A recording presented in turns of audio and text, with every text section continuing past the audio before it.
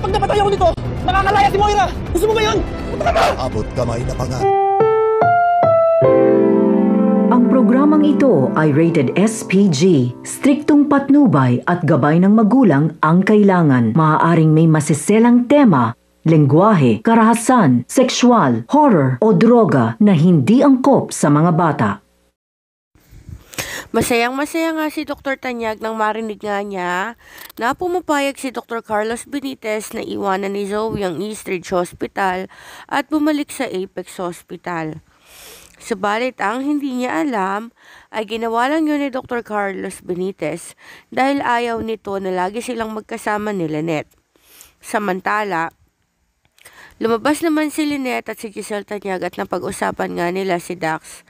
Ayon nga kay Giselle Tanyag ay humingi siya ng pasensya kay Lynette dahil nakakalaya ngayon si Dax. Ngunit ayon nga kay Lynette ay gusto niya itong makausap at kahit hindi nga siya komportable ay gusto niya pa rin alamin kung sino ang tumutulong dito. Nagtaka nga si Giselle Tanyag kung bakit gusto ni Lynette na makita si Dax. Winarningan niya nga ito dahil nga ito ang nagdulot sa kanya ng trauma, subalit ayon kay Lynette ay marami siyang gustong malaman.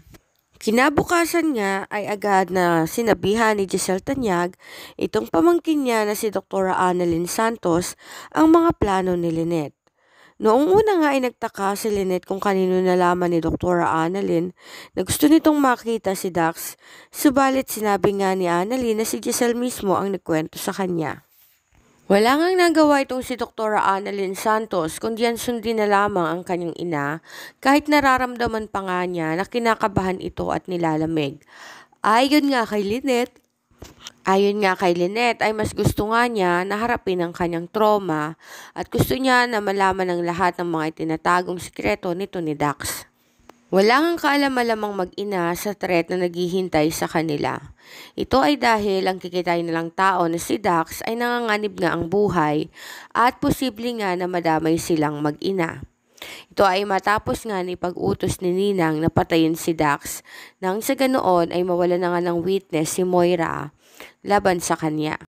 Nang dumating nga ang oras na iyon na nakita nila si Dax ay napahamak nga si Annalyn at si Lynette.